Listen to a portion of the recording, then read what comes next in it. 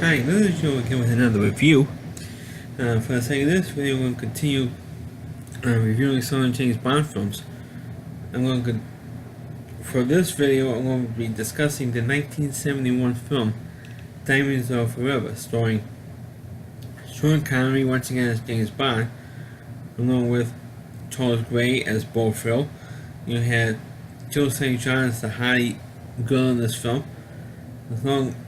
and you also have Jimmy Dean, the Sausage guy, in this film as well. So that was a cameo, and this one was really one of the first, and not the first, of the Bond films that was like over the top campy, and continued through the rest of the '70s and into even in the early '80s with the Roger Moore films. But this one was really over the top campy, and one of the things about it is the fact that this marks the return of Sean Connery as James Bond. Because after he did You Only Live Twice, which I think came out in 1967, I believe, he didn't want to do Bond anymore. He did the first 5 films, and he figured that's enough. And he was bored playing the character, especially in You Only Live Twice, was in Japan, and the Japanese press was hounding him all over the place. And he couldn't take it anymore, so he wanted out of the character, and so they gave him. So the producers, Cubby Broccoli and Henry Salzman, decided to give him a now. So then in 1969, you had On Emergency Secret Service with George Lazenby. I reviewed that film when I see it. So after that movie, Mel fans didn't like the fact that Connery was replaced, and the Connery decided to leave the series, and he had an unknown guy who never acted before in his life played the role. So they decided, oh crap, we gotta bring Connery back. So they gave him all the incentives in the world to replay the character. And Connery really does look old playing Diamonds Are Forever. He really does look old, and it's really a shame. And he should be embarrassed for doing it in this movie. And also, next movie he does was be 12 years later, the Bond series, which was Never Say Never Again, which is also another embarrassing film in the series. But I'm sticking with Diamonds Are Forever, and of course this one starts off with Bond going after Blofeld, of course, the head of Spectre. And we don't. At this point, Spectre is not, or the name Spectre is not even used anymore. He just Bond going after Blofeld. And this is the 3rd movie in a row that Blofeld is the villain. When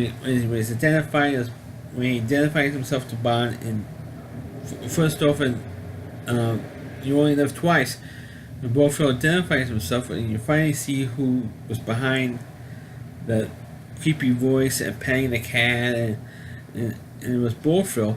Even though Blofeld was never really identified as Blofeld until You Only Live Twice.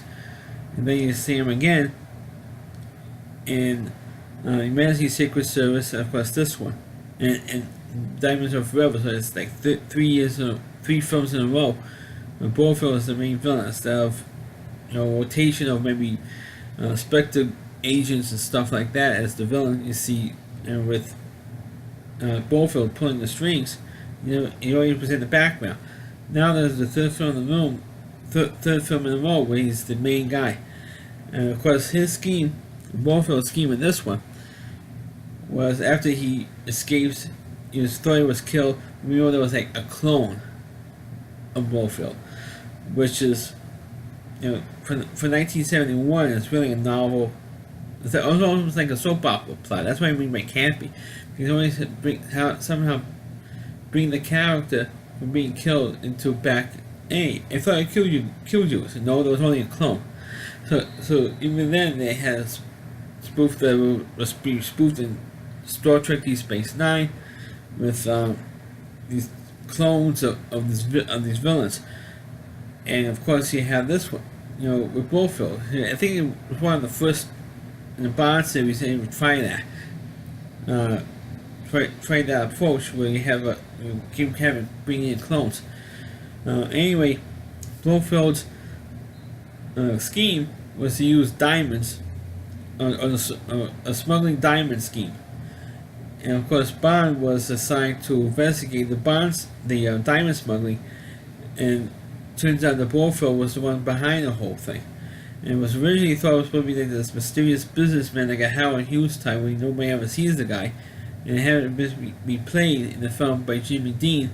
The Sausage King, and came out as, hey, this guy Blofeld was the one, and he knew who Blofeld was because I think the Spectre's pretty much disbanded and just had the Blofeld control, doing all these crazy schemes without using all these crazy Spectre agents and stuff, like Red Grand or Rosa Klebb or Spectre number 5 or Spectre number 6, Spectre number 10.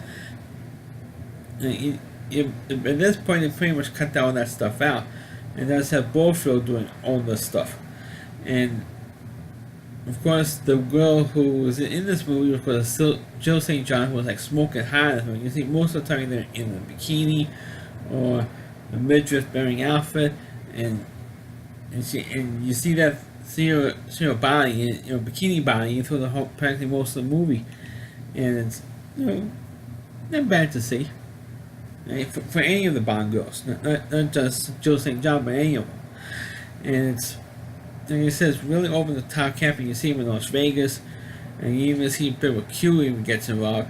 He has a little gadget. He fixes what they call the one-arm bandits, the slot machines in Vegas, and he keeps winning. And Jill St. John says, "Oh, this is incredible. Oh, it's nothing to it." So they just use this little gadget, and Q shows them this gadget. They use it to rig the machines because all the machines are rigged anyway, so it just counteracts the rigging that the casino does. So you have all that stuff going on, all the silly subplots, all the silly stuff with Q's going on, fixing the machines, and of course all the stuff with these other two henchmen I should mention, who's constantly running around in the film trying to kill Bond. And they were in the funeral home. They're trying to put Bond, knock Bond out, and they put him in a casket, and they trying to incinerate him. Trying to burn him to ashes in the incinerator in the funeral home to cremate him, and that didn't work because Bond escaped. And of course, and they also tried to do all these other crazy things to kill him, and it doesn't work. And of course, at the end of the film, Bond does kill them in the end of the film. Of course, there's one other notable scene they should mention: that Natalie Wood's sister, Nana Wood, was in this film, and she was supposed to have gotten killed in this movie by these two guys they mentioned, but they threw her out the window. She's supposed to have died, but she landed in a pool, and which is kind of ironic, because of what happened to her sister Natalie Wood, where she was killed by Robert Wagner, which everybody knows that Robert Wagner killed her. So it's kind of ironic to try to throw her into the pool, and one of these goons says, "Oh, I didn't know there was a pool down there." I mean, come on. I mean, just silly over the top campiness that Diamonds Are Forever. It's definitely one of the two weakest films of the economy films. Of course, the worst one is Never Say Never Again. I think that was the worst one of the bunch of the economy did. But this one was not much better, except for the fact that it has the Blofeld character in there. And of course, eventually this is like really the next to last time you see Blofeld. The next time is, I think it was for Your Eyes Only, where Roger Moore, playing Bond, grabs Blofeld and puts him down in the chimney and finally kills him. But and then he finally dies. And Blofeld, you never really see him, the Blofeld character again, until of course the reboots movies with Roger Craig in the movie Spectre. You never see the Blofeld character again in any of the other Roger Moore films or Timothy Dalton films or the Pierce Brosnan films. But until you see the last one that Daniel Craig did, with Blofeld with the movie Spectre.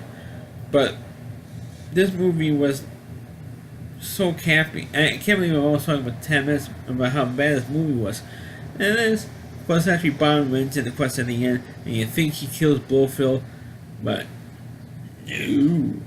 no way. But Blofeld is a memorable character in the Bond franchise. And of course, he was spoofed by Michael Myers in the Austin Powers films. They were spoofed in those. Now, the character Blofeld was spoofed in those movies. Like I said, he was used the most times as a villain, either behind the scenes, pulling the, as a puppet master, pulling the strings, or, like I said, in 3 films in a row, or 3 Bond films in a row, he was the main villain. And you see him through the film, you see who he is, but they kept, kind of like with Felix Leiter in the Bond movies, they keep hiring a different actor to play the part. The first time was with the guy from the Halloween movies, Donald Pleasance. First physically played Blofeld. When you see Blofeld's face. Then you had Telly Savalas, the Military Secret Service. Then you had Charles Gray in this one. So you keep changing the actors with the same. They say, oh, he had plastic surgery to disguise his face.